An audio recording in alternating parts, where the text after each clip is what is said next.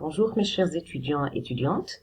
Je rappelle d'abord que le cours de l'économie internationale, en plus du polycopié dont vous disposez déjà, il est déposé sur le site de l'établissement sous format PowerPoint. Et puis, les séances, une fois enregistrées, elles sont diffusées sur YouTube et les liens existent sur le site de l'établissement de manière continue. Dans notre séance d'aujourd'hui, nous allons traiter le troisième chapitre de la seconde partie. La seconde partie, je rappelle que nous avons réservé pour étudier les différents aspects financiers et monétaires de l'économie internationale et dans laquelle nous avons traité un premier chapitre sur la balance des paiements et un second chapitre sur le marché d'échange. Donc aujourd'hui, pour traiter ce chapitre, on aura besoin de 6 points. Alors, on va définir le système monétaire international, puis on va voir ses caractéristiques, les fonctions et objectifs du système, puis l'évolution du système monétaire international, de l'étalon or à l'étalon change or, puis le système de Bretton Woods, et enfin le déclin de ce système et l'instabilité du système monétaire international qui a marqué le XXe siècle. Comment peut-on définir donc le système monétaire international? Alors, le système monétaire international, c'est un ensemble de mécanismes, un ensemble d'instruments, un ensemble de règles et aussi d'institutions qui visent à organiser les échanges monétaires internationaux. Donc, il est constitué des régimes de change. Nous avons déjà défini ce que c'est que le change, le prix d'une monnaie exprimé dans une autre monnaie, et les régimes sont généralement ou bien fixes ou bien flottants. Puis, il est constitué aussi des flux de capitaux entre les différents pays, et il est constitué des institutions qui organisent donc ces échanges à travers des règlements, des conventions qui régissent plutôt donc son fonctionnement. Les règles et les institutions du système monétaire international permettent de gérer, contrôler et émettre des formes monétaires, que les billets, l'or, etc., pour assurer les fonctions de la monnaie internationale. Il permet aussi de définir les modes de détermination des cours de change des monnaies et la nature des réserves internationales. Nous avons déjà déterminé le cours de change et aussi la nature des réserves pour préciser le pourcentage, par exemple, exact de ces réserves à avoir dans les banques. Et puis, il sert à contrôler les échanges monétaires au niveau mondial de manière à stabiliser le fonctionnement du commerce international. Donc, c'est un objectif de stabilisation du commerce international. Par quoi il se caractérise? D'abord, le système monétaire international, c'est un système de change fixe ou bien flexible. Il permet de déterminer le taux de change des monnaies les unes par rapport aux autres, comme on l'a précisé au niveau du deuxième chapitre. Il constitue une référence par rapport à laquelle chaque monnaie nationale est définie selon un taux de change. Donc, il sert toujours à servir le marché de change. Il alimente le marché en liquidité internationale qui circule entre les pays en fonction des besoins de financement des balances de paiement. Et le mécanisme de crédit entre les nations, il est généralement supervisé par une institution. On va voir le rôle important du FMI en la matière. Donc, quelles sont les fonctions du système monétaire international? À travers ces différentes caractéristiques que nous avons déjà vues, on peut dire que le système monétaire international assure 3 fonctions principales. Fonction d'échange et de la circulation des monnaies, fonction de l'ajustement des balances des paiements et fonction d'alimentation en liquidité international, nous avons dit qu'il sert à l'approvisionnement des moyens de paiement internationaux. Pour ce qui est de la première fonction, celle de l'échange et la circulation des monnaies. Le système monétaire international a une double préoccupation. D'abord, elle s'intéresse à la convertibilité des monnaies nationales et à la stabilité du taux de change. Donc, pour ce qui est de la convertibilité des monnaies nationales, donc quand on dit une monnaie convertible, ça veut dire qu'elle a le pouvoir d'être échangée, d'être transformée, etc. Donc, la liberté ici de convertibilité, elle est toujours limitée dans le cadre du système monétaire international. Elle est limitée par des restrictions en fonction de deux éléments essentiels. En fonction d'abord de la qualité de résidence, et on va voir les types de convertibilité par rapport à ce point, et la nature de l'opération. Ce qui permet donc de dégager plusieurs types de convertibilité. Donc, selon la qualité de résidence, la convertibilité, elle est externe ou bien interne. La convertibilité externe, ça veut dire que la convertibilité est réservée aux non-résidents. C'est au niveau des règlements internationaux. Donc, cette convertibilité bénéficie aux non-résidents et donc ils bénéficient d'une convertibilité totale alors que les résidents, la convertibilité est limitée. Donc, c'est le mode le plus répandu à travers le monde.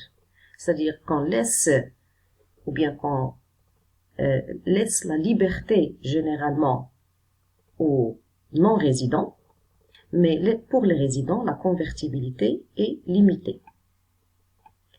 La convertibilité interne, alors ici, les pouvoirs publics s'intéressent à la satisfaction de la demande en devises étrangères, mais sans imposer de restrictions à leur utilisation, ici, ni aux résidents, ni aux non-résidents. Ça veut dire que cette convertibilité permet aux agents résidents d'acquérir de manière libre de l'or ou bien des devises étrangères. Les restrictions selon la nature de l'opération. Donc on trouve que la convertibilité des opérations courantes ou bien la convertibilité des opérations en capital. Pour ce qui est de la convertibilité des opérations courantes, les transactions courantes peuvent s'effectuer de manière libre, alors que les opérations en capital subissent des restrictions.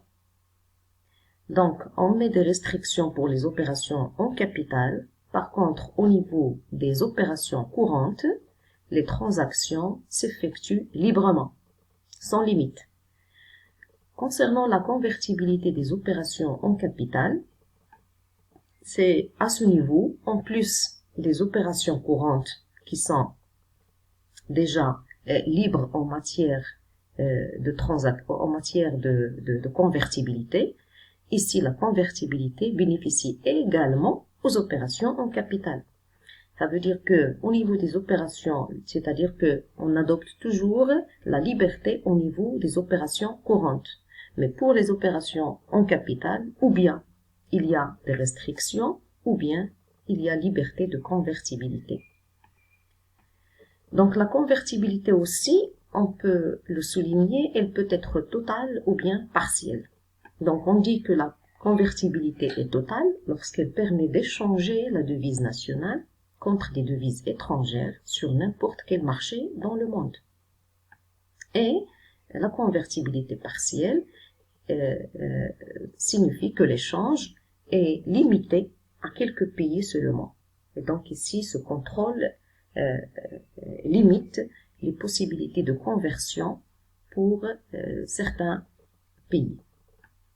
Donc, la convertibilité constitue, par rapport à ces différentes fonctions, un facteur qui est favorable aux échanges internationaux. Et donc, le mode de convertibilité, il dépend généralement du régime de change. fixe ou bien flottant. Alors, qu'en est-il donc de la stabilité du taux de change comme deuxième objectif? Le système monétaire peut se caractériser par l'existence ou non de règles quant à la stabilité des taux de change. Il utilise généralement deux mécanismes, donc l'échange flottant ou bien l'échange fixe, comme nous l'avons déjà précisé dans le cadre du deuxième chapitre. Deuxième fonction du système monétaire international, c'est l'ajustement des balances des paiements. Alors, les déséquilibres entre les recettes et les dépenses qui sont enregistrés au niveau des balances des paiements, ils posent des problèmes d'ajustement. Donc, ils nécessitent ou bien des interventions, ou bien des politiques pour revenir à l'équilibre. Donc, ces problèmes sont résolus de manière différente selon les règles de fonctionnement du système monétaire international. Ou bien à travers l'ajustement automatique, ou bien à travers l'ajustement dirigé. Pour ce qui est de l'ajustement automatique, ici, on laisse jouer les mécanismes économiques qui sont supposés rétablir spontanément l'équilibre des comptes extérieurs. Ça veut dire ici qu'on laisse jouer les mécanismes de l'offre et de la demande. Ou bien l'ajustement dirigé, c'est-à-dire qu'on ne peut revenir à l'équilibre qu'à l'aide d'un certain nombre de mesures de politique économique, agir sur les taux de change, contrôler les importations, etc. Donc ici, l'État intervient pour revenir à l'équilibre.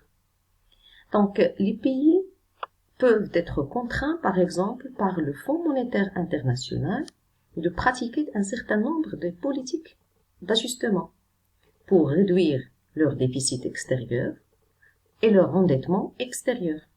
L'exemple des différents programmes d'ajustement structurel, les PAS, que les pays en voie de développement essentiellement ont pratiqué au cours des années 80.